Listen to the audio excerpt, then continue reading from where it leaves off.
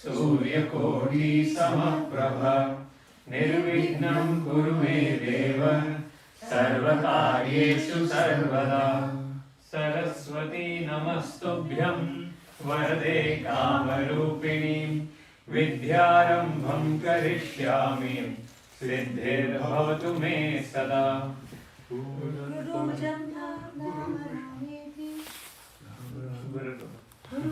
गुरु ब्रह्मा गुरुर्विष्णु गुरुर्देवो महेश्वरः गुरुसाक्षात् परब्रह्मा तस्मै श्री गुरवे नमः।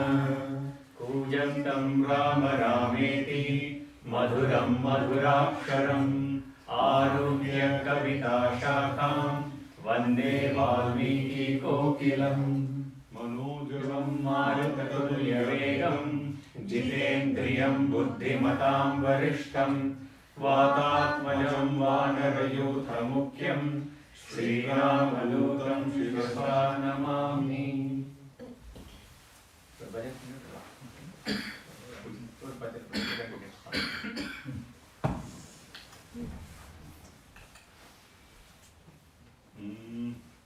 राम राम जय राजा राम राम राम जय सीता राम। राम राम जय राजा राम राम राम जय सीता राम। राम राम जय राजा राम राम राम जय सीता राम। राम राम जय राजा राम राम राम जय सीता राम। राम राम जय राजा राम राम राम जय सीता राम। राम राम जय राजा राम राम राम जय सीता राम। राम राम जय राजा राम राम राम जय सीता राम। राम राम जय राजा राम राम राम जय सीता राम। राम राम जय राजा राम राम राम जय सीता राम।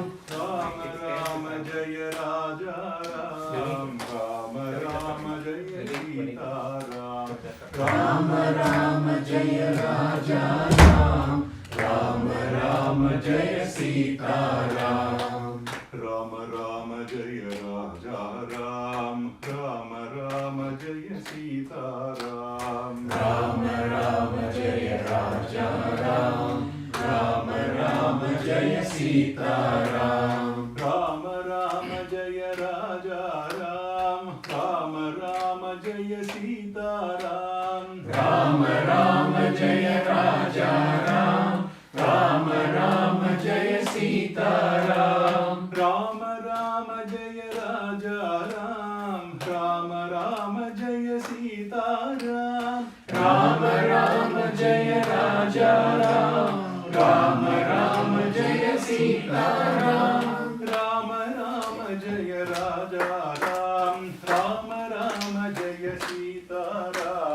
राम राम जय राजा राम राम राम जय सीता राम। राम राम जय राजा राम राम राम जय Sita Ram.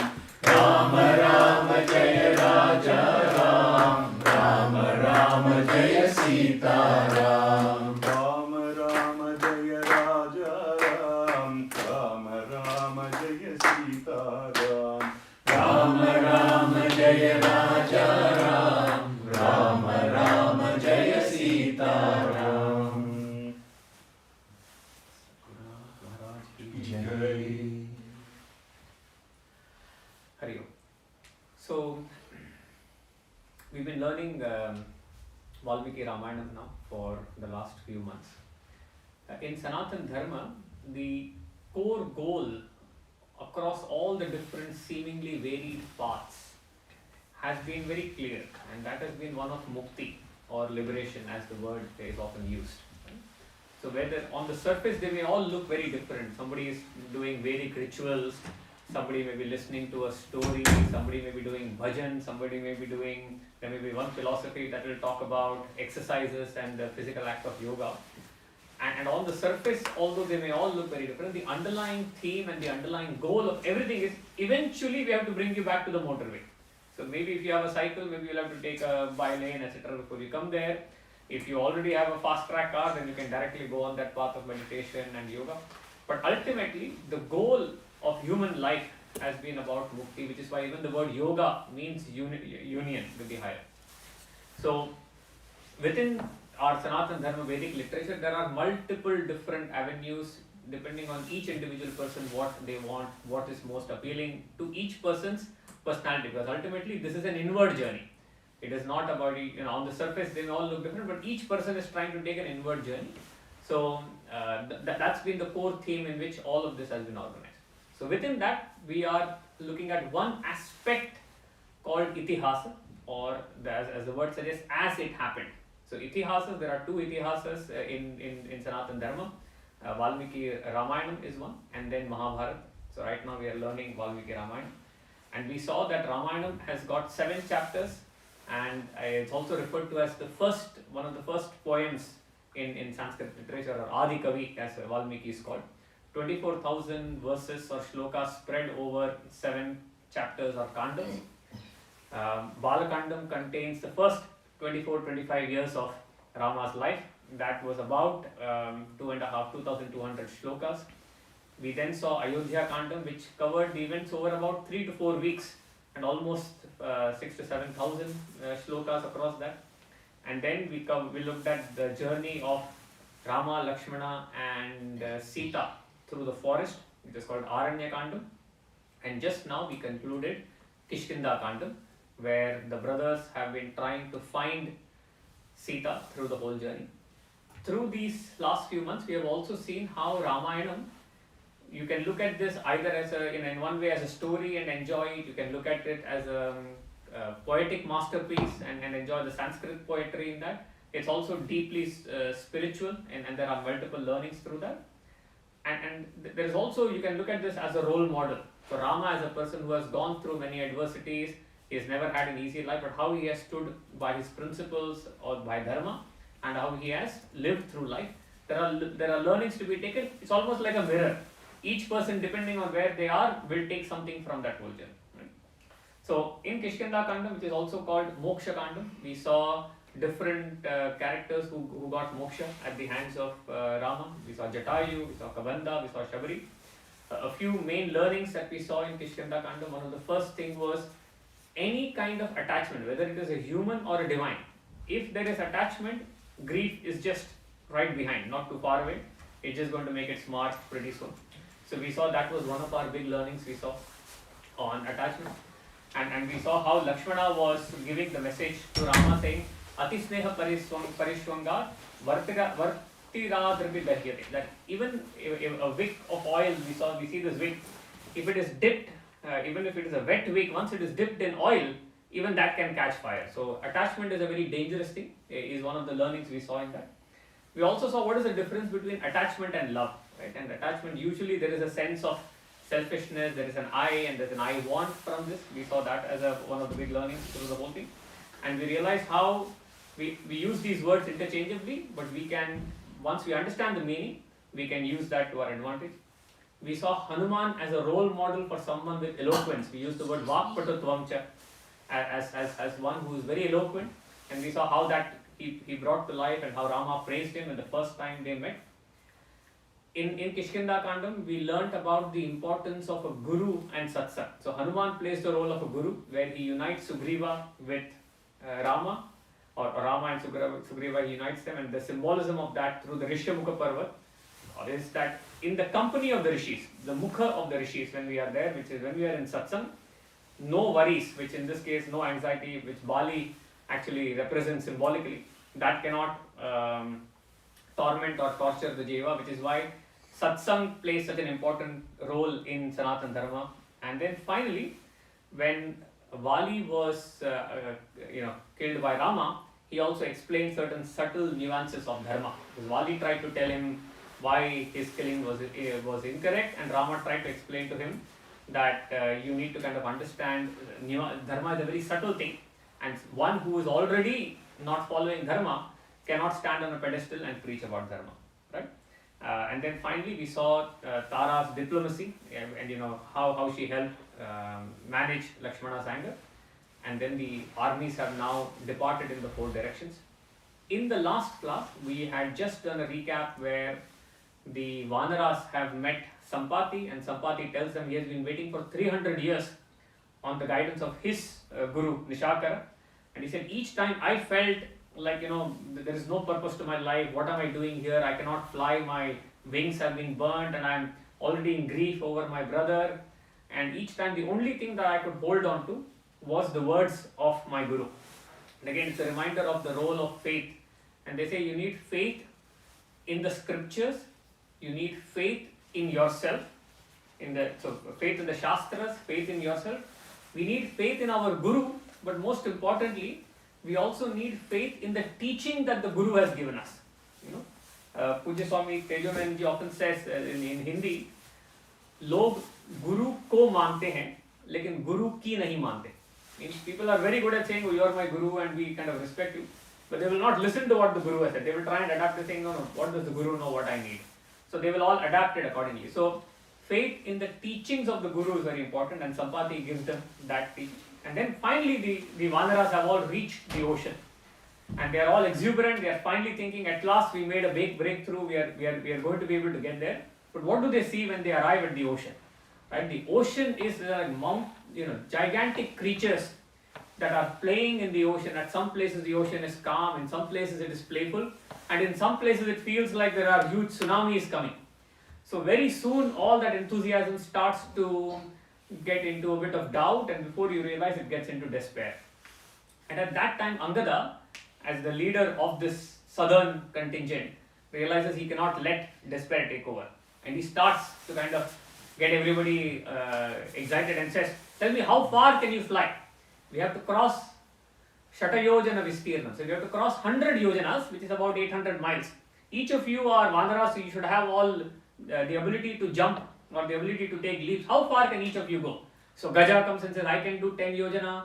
Somebody else comes and says, I can do 20. Each of them, they are starting to kind of compete with it. I can do 40. He says, no, none of that is useful because you'll just land in the middle of the water. So there's no point in telling me that. Finally, Jambavan says, in my youth, when I was young, I had done the entire, I had circumambulated, when the Lord had taken the Trivikrama avatar, when he had put 1 foot on the earth, 1 foot in the other lokas, and the 3rd foot on Mahabali. He said at that time I had done like what do you do? Do you have these drones these days, no, that go up and do?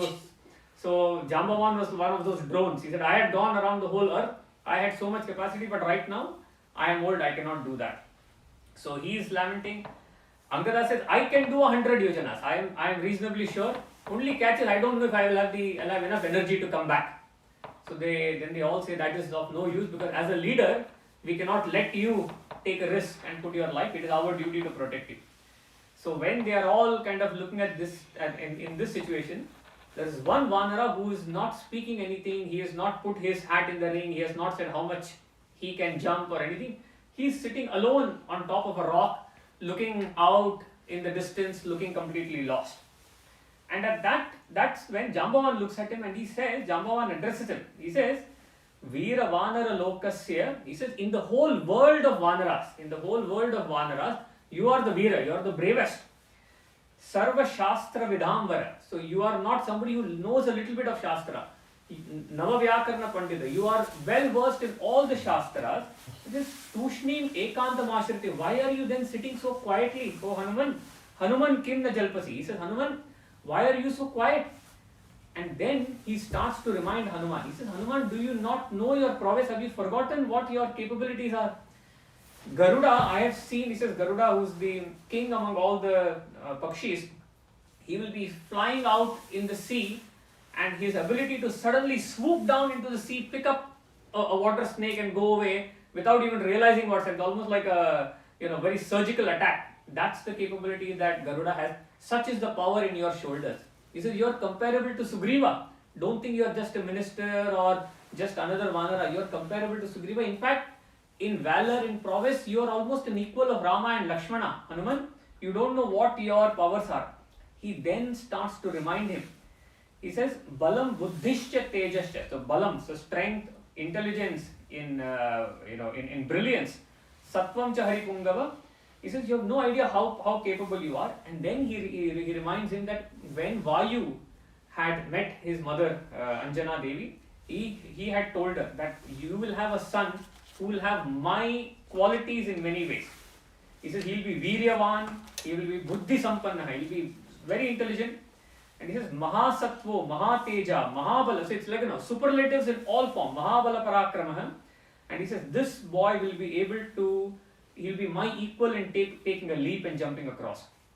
And then he tells Hanuman what had happened when he was a child. He says, you were born, and as a baby you were out there and you were hungry. Every day you were being fed tight sadam and you got bored and you wanted mango. As the sun was rising in the eastern direction, you looked at that nice orangish hue and you thought that was a mango, and you started, you straight away charged towards that. You almost went 300-400 yojanas towards the sun without even being worried about the heat that is coming there. But at that time, Indra thought that this is some asura who's trying to grab the sun, and he hurled his vajra at you. You got hurt on your chin. That's how the name Hanuman came, one with a broken chin. And then Vayu got agitated that his son has been attacked, and he stopped his activity. So the whole universe could not breathe, nobody could do anything. And that's when each person started to give you their boons. So Brahma gave you the boon that no weapon can attack you. Indra also gave you, also got the Chiranjeevi boon. So Hanuman is one of the 7 people who has the right to decide when death will come to him. So he can then decide at will when death will come to him. So he is one of those 7 people. And even in Tulsi Ramayana, there is a shloka which says Jug Sahasra Yojan Parmanu. So the distance between the sun and the earth is also broadly calculated there. So that's the distance you have gone. 100 yojanas is hardly anything for you. And as he's saying now, he says, look at all of us. We are now in a state where we are completely at your mercy, because there is no way, this is asadhya, this is not possible by any of us. We may have been able to do it in the past. At this time, it is not right for you, O Hanuman, to be quiet and be lost. Because at that time, with all of his valor, Hanuman had also been told that you will forget all this till at the right time somebody reminds you. So this is now Jambavan doing all that. And with that, Hanuman, there is a glow coming onto Hanuman's face. He's getting excited and he's now getting ready for takeoff. That's the scene where we start Sunthara Kandam, one of the most beautiful Kandams. So maybe Shankar, give us a little bit of a intro to Sunthara Kandam, and then we will continue the story from there. So here is where Valmiki presents to us the beautiful Sunthara Kandam. And Sunthara Kandam is considered to be one of the most important parts of Ramayana, Sri Ramayana. And talking about a Sri Ramayana, which in itself is nothing other than the essence, the juice, you cannot take one part of it and say this is important, the others are not important. That's not really the case. And this is not just with Ramayana, in Mahabharatam, in Bhagavatam, the entire Grantham itself is a nectar to its entirety. So it is not right for us to say this part is important. However, considering the Bhakta's own bhavas and the Phaladi Sandhis, what are the benefits that we as normal, simple human beings are expecting? We are all not Bhakta Shiromanis. We are not chanting Ramayanam, listening to Ramayanam for the Bhaktanubhavam. We also have something expecting. So based on that, our Purvacharyas have given Sunthara Kandam to be the most important section, and it is a section which in itself encapsulates the entire Ramayana. Like for example in Mahabharatam, nobody can possibly chant the entire Mahabharatam, 100,000 shlokas. So what we do, we chant a part of it which is Bhagavad Gita. We chant a part of it which is Vishnu Sahasranama. Similarly, in Bhagavatam, there are 18,000 verses. It's not possible for us to chant the entire Bhagavatam. So Dasamaskandam alone becomes a part of somebody's Anusandhanam. Within that, they may pick up Rasa Panchadhyayi. Within that, in the Bhagavata Sampradayam, they may pick up the Gopika Geetam. So that way, Ramayanam presents to us the Sundara Kandam. Sundara Kandam, what does that mean? something that is beautiful. And if you look at all other Kandams, Balakandam, Ayodhya Kandam, Aranya Kandam, those nomenclatures are all pretty much contextual. Balakandam because that is Sri Rama's Balya. Ayodhya Kandam, it happened in Ayodhya. Aranya Kandam, it happened in Aranya, Dandakaranya. Kishkinda Kandam, it happened in Kishkinda. Yuddha Kandam, Yuddha was an event. Sundara Kandam, what is it that makes the Sundara Kandam so beautiful that Valmiki chose to name it as a Sundara Kandam? It is the entire Kandam itself is nothing but beauty personified, is how Sri Anna presents it to us. Valmiki has made use of the best of his poetries. The Vrittantas, the meters that are used by Valmiki in Sundarakandam, you don't see that in any other Kandams.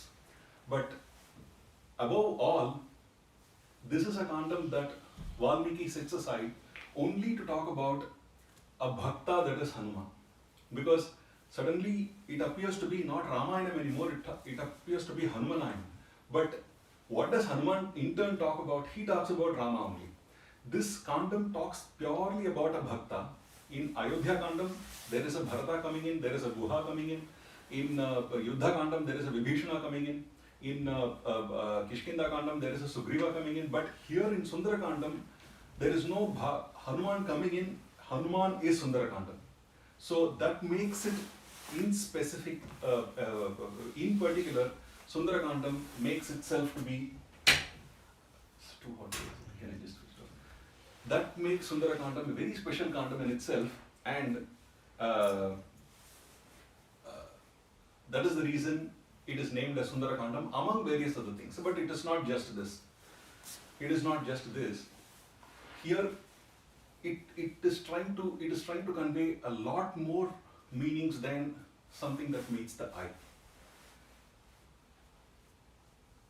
Hanuman is seen as a guru. Hanuman is seen as a guru, and who is a guru? Guru is somebody who unites the Jivan with the Ishvara. And in the Kishkinda Kandam, as Krishnanji just pointed out, it was Hanuman who was instrumental in bringing Sugriva to Rama, and he united Sugriva to Rama. And similarly in the Yuddha Kandam, it is the Hanuman who plays a vital role in bringing Vibhishana to Rama. So he plays the role of a guru. So this is nothing but a guru's Mahatmyam that we get to see. And it is not just between Sugriva and Vibhishana and Rama, even between Sita and Rama themselves, it is the Hanuman who plays the role of being a guru here. And that is where the entire sequence of events that unfolded in Hanuman's quest for Sita and Hanuman's conveyance of the well-being of Rama to Sita, and the assurance that Anjanaya gives over to Sita that she definitely is going to be reunited with Rama, here is where he actually plays the role of bringing Sita close to Rama, who are nothing but the Prakriti and Purushas themselves. And that is where he is not only the guru for the Jivatmans, he is also the guru for Sita, he is also the guru for Rama himself. And how is he a guru for Rama? Because Rama is going to come back to Hanuman after the Sundarakandam is completed in the start of the Yuddha Kandam. Rama is going to come back to Hanuman and says, there is nothing that I possibly have to pay your debts, Hanuman. You have done so much for me, what can I possibly do? You have made me a person in debt. And he hugs him. So Rama has become a person in debt. Similarly, when Ravana is slain and Hanuman is given the task of conveying the message to Sita, and Hanuman goes over to Sita and conveys the message that Ravana is no more and you have been summoned upon to the court where Rama is seated, Sita is all in tears. Why is she in tears? Not because of the happiness that she is going to reunite with Rama, because she knows that she is going to reunite with Rama. She was in tears considering the bhakti of Hanuman, and there she says that I am indebted to you, Hanuman. And it's both Rama and Sita who convey their inability to do anything that can possibly be paid off for all the Kainkariam that Hanuman did. So that is what is going to be completely discussed in details over the next few weeks in Sundarakandam. And Sri Anna says here that when we talk about itihasas, when we talk about Puranas, there are two, three different types of Puranas, 2-3 different types of itihasas. There are certain stories where you can just consume the story exactly as it is. There are certain stories where you have to set aside the story, only look at the tattvarthas, the message that it is trying to convey, because the message has to be conveyed through a medium, and what our rishis have done is to present those messages in the form of a story. It is essential for us to not take the meaning in a literal sense. There are certain stories where you can take both the tattvarthas as well as the story. For example, if we look at the story of Chirachora, Krishna stealing the butter, or if we look at the Rama Gunanubhavams discussed in Ayodhya Kandam, there is nothing for us to, we don't need anything more than what has been described over there. To hear about the gunas of Rama, about his compassion, about his perseverance, about his steadfastness, that in itself is a message for us. We don't need to get into what the tattvarthas actually mean. For when Rama enters the Dandakaranya, he enters there with the Jatabhara, he holds, there Valmiki goes about describing Rama's appearance. Just hearing that itself is going to make us feel happy. We don't have to, okay, what does Rama's Jatabhara stand for? What does Rama bow stand for? And what does Rama's arm stand for? What is the tattvam that Rama's arm represents? Which tattvam is holding which tattvam? Similarly, in case of Krishna stealing butter, we don't need to really worry about, okay, what is this, what is the butter, what is Krishna's hand, which tattva is taking away, what are the tattva. We don't have to get into those level of details, and that's not necessary as well. On the other hand, if we look at other few Puranic stories, like the Skandotpatti, where Lord Kartikeya was born, the way the story is presented doesn't have to be taken for what it is at all. In fact, those stories should not be discussed in a sabha. It is a asabhya, is how it is described as. The only thing that has to be taken up is the message that it conveys. The story will not be meaningful for a normal audience. But there are certain stories, there are certain itihasas where both the meanings, the story, as well as the tattvas, both, we call it as arthapushti.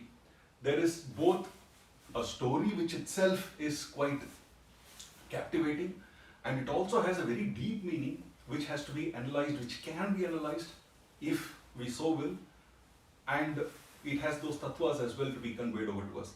Sunthara Kandam is one such story where it is not just about Hanuman searching for Sita, Hanuman finding Sita, he talking to Sita. It also has meanings hidden behind every other story. So this is one of the specialities of Sunthara Kandam. Now, in the story, when we discuss the story, we don't have to get into the details of tattvams. We are not qualified to listen to them. We are not qualified to discuss them. We are normal people who just want to understand and sort of, celebrate and, in a sense, enjoy the stories of Rama. So we can straight away get into the story of it. But having said that, there is just one part which even our Purvacharyas, they make it a point to convey to us. There is a tattvam in the Ramayana which sort of gets encapsulated in one particular shloka that they tell to us, which pretty much represents Hanuman for what he is. And we can have a quick discussion about it, and then the shloka goes thus. Darpodagradashananendriyamano naktam charadishtite dehesmin bhavavarina parigate dinam dashamastitah adhyatve hanumatsamena guruna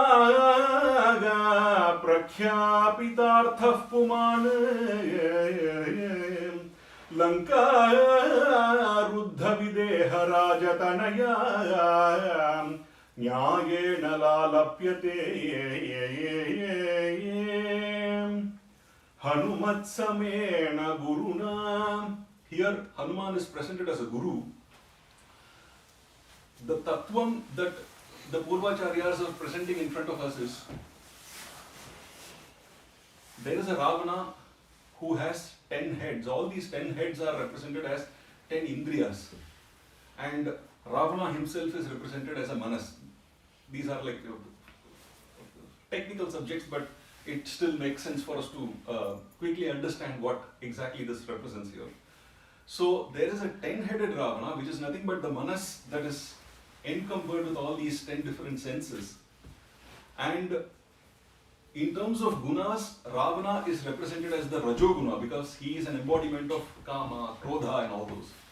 And then we have Vibhishana, who is an embodiment of Sattvaguna because he stands for everything that the Sattvaguna can, that you can think of. He has a Vishnu Bhakti, he has the compassion, he has the patience. And then there is a third person, which is Kumbhakarna, who stands for Alasya, who stands for always the laziness, sleepiness. So these are the 3 gunas. And here, the Maya is represented by Shurpanakha, and the Prapanjam is represented by the Prapanja, which is the manifesting world, the manifested world, that is represented by the Maricha. Now, Sita is assuming the form of the Jivan, which is the soul, and Rama is the Ishvara. So long as the Jivan is with Ishvara, the Maya never comes closer to us. The Prapanja, the world will never come close to us at all. But for 1 second, just 1 split second, when Sita gets carried away looking at the golden deer, what then happens is, the Maya comes and invades you because Rama had to capture the deer, so he separates away from the Jivan. The Ishvara separates away from the Jivan. And what then happens is, the Maya invades Sita and Ravana takes her away. He kidnaps her and he holds her captive in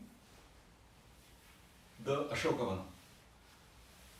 And after captivating her, after holding her in captive, he is trying to persuade Sita. He is trying to coax Sita by showing all the Vishaya Sukhas, all the Indriyas, that I'm going to make you the queen of, look at my consorts. All these consorts, you will be their ladies. You will be ruling over, I'm ruling over the entire world and you will be ruling over me. He is showing all types of pleasures to her. And Sita, being a very steadfast person, that Jivan is not getting taken away. She is keeping the Rama Bhakti intact, so she is not getting disturbed. Now, the Jivan and the Ishwaran has sort of split us under.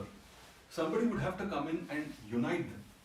Who does that? It is the Guru who brings in the Jivan and the Ishwaran. So, here what Sri Anna goes about to explain us is, once Sita separates away, the description of how Sita is craving for Rama, how Sita is crying for Rama is less described, and how Rama is crying for Sita, how Rama misses Sita is more being described in the entire Aranyakanda, in the entire Kishkinda Kanda.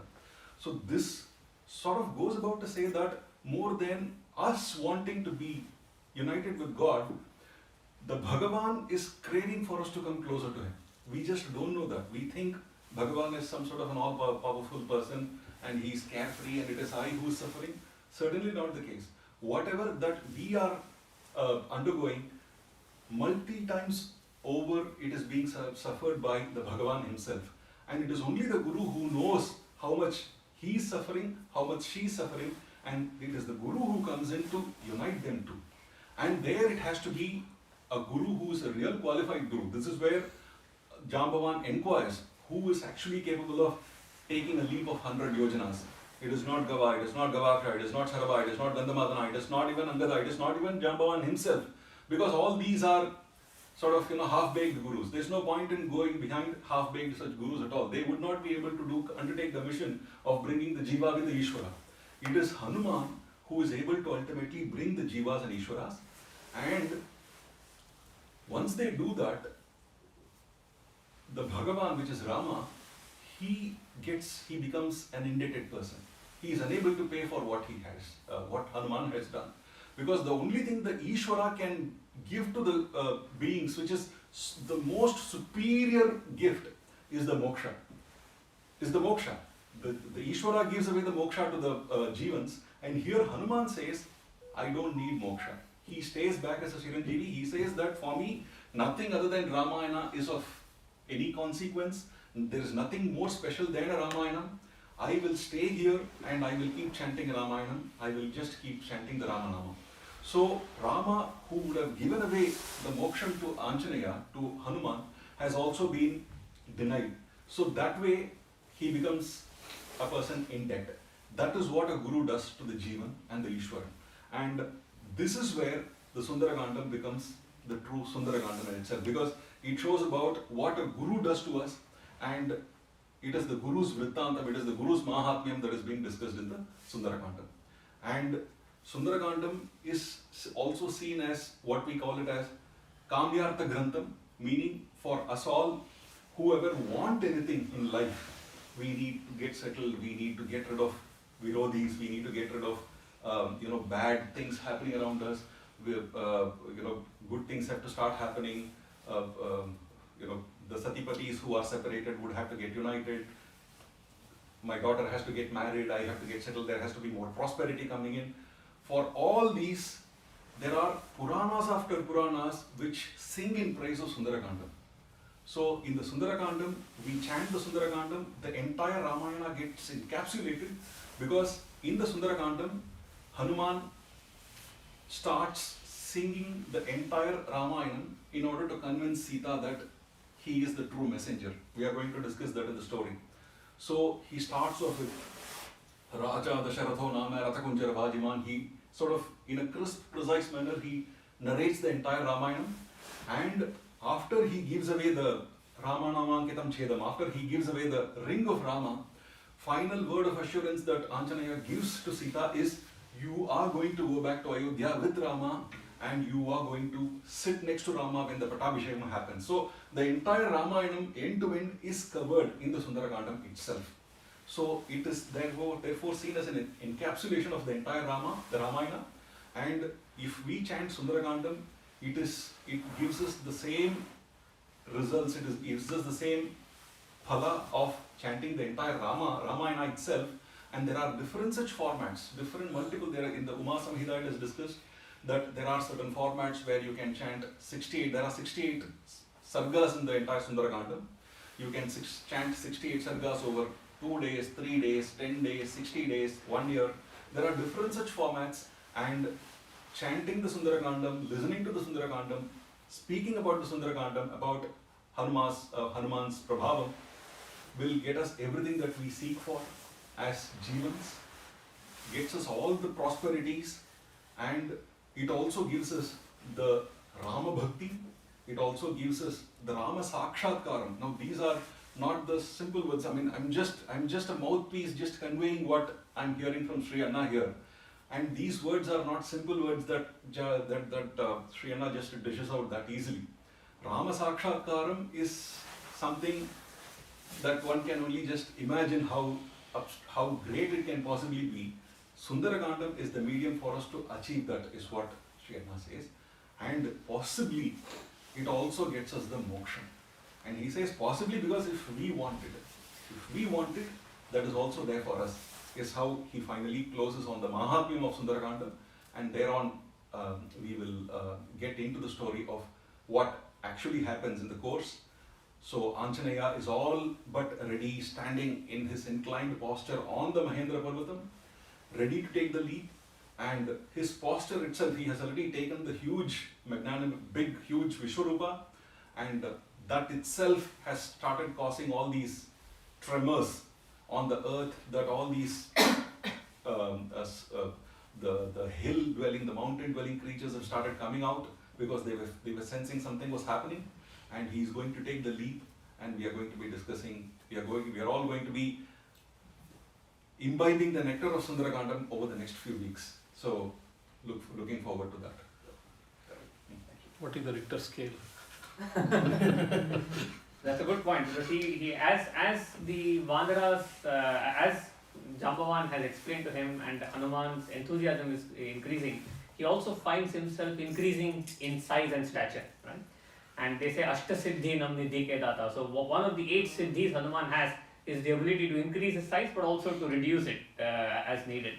But it's beautiful that, usually when you think of someone with a huge size, they also look very ferocious. But here they say he continues to have a very benign, childlike, innocent look. So he's kind of growing tall, and all the Vanaras, their despair has gone away. They can see Hanuman and they are all cheering him, and it's like a virtuous cycle. They are cheering, Hanuman is growing, and the size is increasing, and the whole area is reverberating. And as Hanuman is ready to take a leap, he decides that you have to take off. You can't, it's like a high jump, you can't just do it.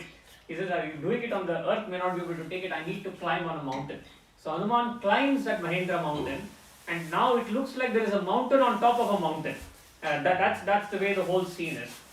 And then suddenly he's kind of, so one of the first things he reminds us is to do any work, one of the most important things is enthusiasm.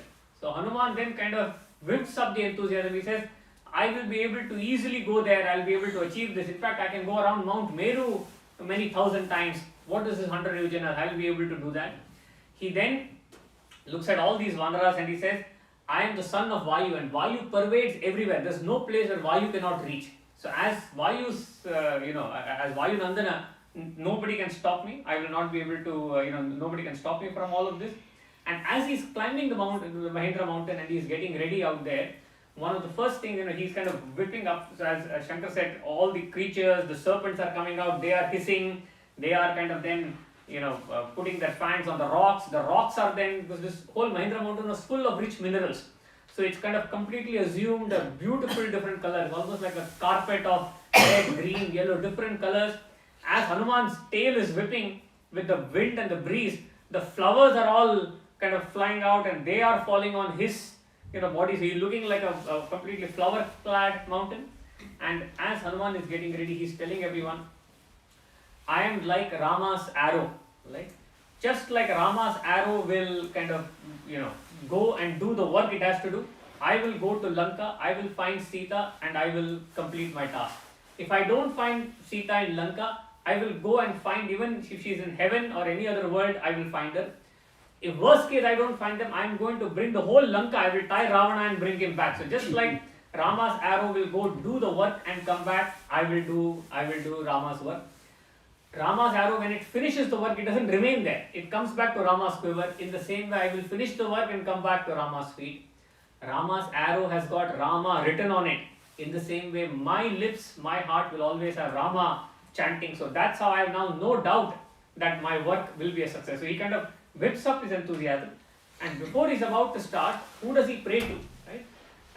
Shankar just mentioned the most important person in our life is our Guru. So Hanuman also starts by praying to his Guru, who is Suryadev. So he says, Sa Suryaya Mahendraya Pavanaya Swayam Bhuve Bhutebhyas Chanjalim Kritva Chakara Gamane Matim. So he first prays to Surya, his Guru, thanks him for all the teachings he has had. He prays to the Mahendra mountain on top of which he is standing. He prays to his father Pavanaya and to his mother. He then looks eastward. He is now really getting in that whole position. He shakes his body, he shakes his tail, and you can see the whole kind of, it's like he's letting out a huge sound. And through all of that, he's contracted his arms, almost like getting into position. He's contracted his arms, he's drawn up his feet, he's bent his neck, he steadied his gaze out there. So he's now in complete focus, takes a deep breath and, completely locks his breath in his chest. And one push he gives and he says, Jai Sitaram, and he takes off from the Mahendra mountain. As he rises, they say, with the force of Hanuman rising, some of the trees also got uprooted along the way. And they he's dragging the trees for a while. So they are like just, when you say bye-bye to relatives, you come out. Like that, the trees are also following Hanuman as he's flying out there. And from there, of course, they can only go so far before gravity pulls them. So the leaves, the flowers, they all fall out. And Hanuman is taking a leap. There's a beautiful stavam, I think it's a Vayunandana stavam by Sri Anna. So it's even given in a meter that shows the pace at which he goes. So I'm going to try that. Hopefully we'll get it right. Jalesha parvatesha bhakti purva pujitatitim tesha bhakti purva pujitatitim viruddha daksha kanyaka vishala vaktra kamina viruddha daksha kanyaka vishala vaktra kamina sudushta chitta simhika suharinam viharinam sudushta chitta simhika suharinam viharinam namami vayunandanam bhajat janardiharinam namami vayunandanam bhajat janardiharinam. So this 4-line shloka summarizes the whole, effectively the sarga from Hanuman going all the different obstacles he encounters. So as Hanuman is going, all the devas, Gandharvas are praising, they're all pouring, they're all showering flowers. Hanuman sometimes disappears, just like a flight, when it goes in the middle of the clouds, you don't see, then suddenly he reappears, almost like cutting through the whole cloud. As he's going, the ocean is realizing, the ocean is saying, I owe my existence to Sagara, who is one of the kings in the Ikshvaku dynasty. And now here is someone, Hanuman, who is going to help Rama, who is also a scion of the Ikshvaku dynasty. So the ocean then tells, there's one mountain inside called Mainaka mountain. He says, mountain, Mainaka, you should now get